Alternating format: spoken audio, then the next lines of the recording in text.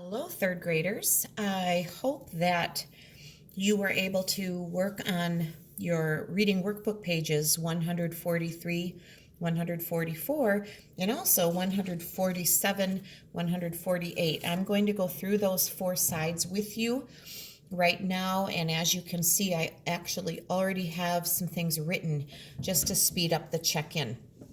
So with your spelling words this week, we have some words that can be divided into syllables by dividing in the center between the two consonants. And so rather than go through all of the answers with you, I want to do something different. So I guess make sure that you have the right words as you're going through here. You were sorting by the vowel sound in the first syllable. So here we have carpet and garden. With the vowel E, we have person, helmet, enjoy, herself, and the challenge word expect. Vowel sound I in the first syllable, mistake, and challenge word wisdom. The vowel sound O, Monday, forget, problem, order. The vowel U, until, Sunday, and umpire were the words that I wrote there. Now I want to show you the syllable division. Just talk about that with you. As I'm looking ahead to Friday, you are going to be doing some syllable work in one of the sections, and we'll practice that a little more, but let's just look today. So with carpet, we've talked about clapping. We've talked about using our thumb up on our chin to see how many times our chin drops when we say the word.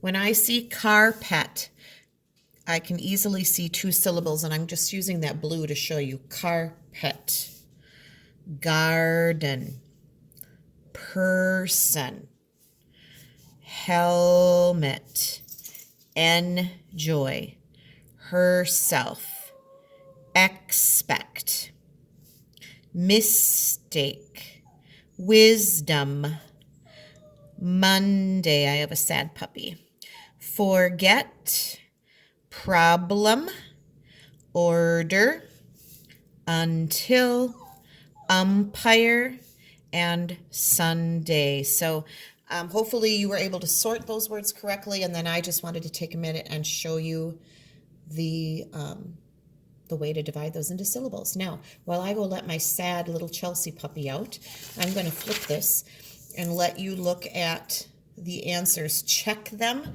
and make sure that you capitalized the word Sunday and the word Monday and that you have those spelled right, and then we'll continue on in just a moment. Hang on.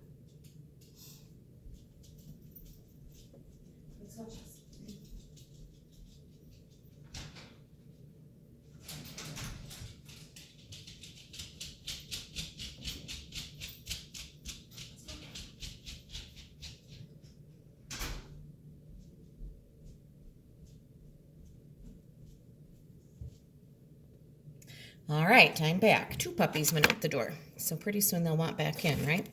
All right, I hope that you were able to do this one. You're generally very independent on this side, so that one should be fine. All right, I'm going to move on to some quotations, and I have the answers already done here as well, but I do want to point out why the answers were correct and why the others were not. So we were supposed to find the sentence that uses the correct punctuation. That would mean the correct commas and quotation marks and ending marks. So in number 1, I see Andy said many of the runners became sick or tired. Same words in both.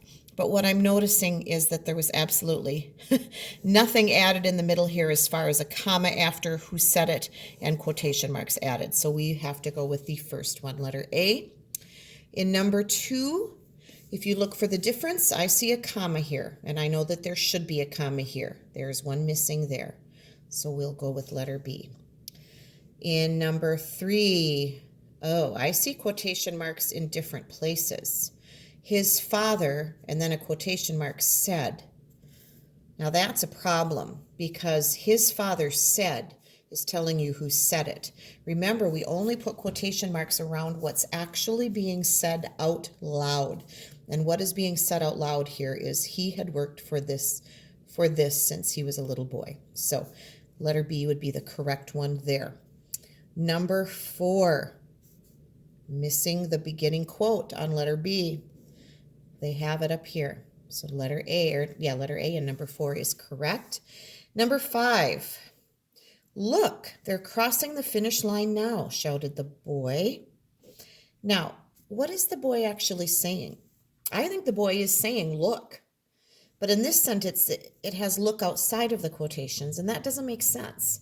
You want that inside. So sometimes a person may say more than one sentence.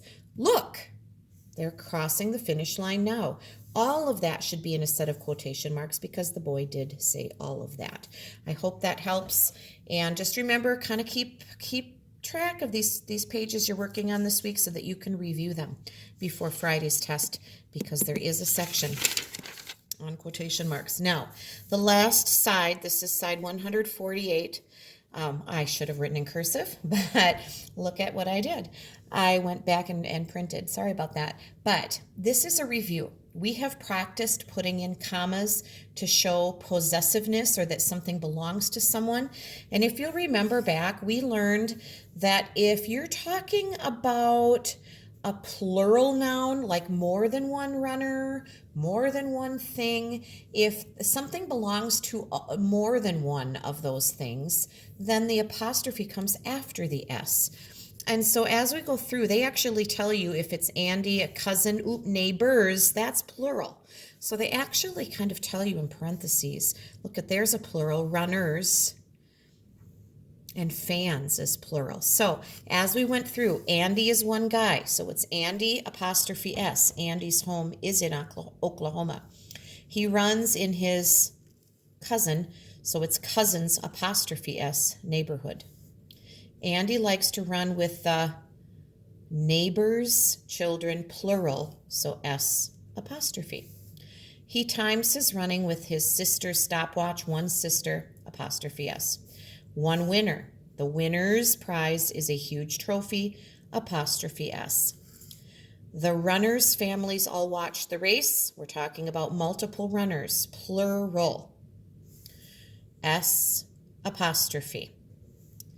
Alan could hear the birds' chirps as he ran, apostrophe S. One bird. I made a mistake there because I didn't go ahead and look here. I was thinking there was more than one bird chirping, but there wasn't. Each contestant's shirt had a number, one contestant at a time, so each contestant, apostrophe S, each contestant's shirt. Every runner could hear the fans' cheers, more than one fan, S apostrophe. And finally, the town's statue, one town, apostrophe S. Now, if I went too fast or you didn't have all of these written in ahead of time, please just stop the video, replay it, pause it, whatever you need to do, and just review those. Hope that went well for you.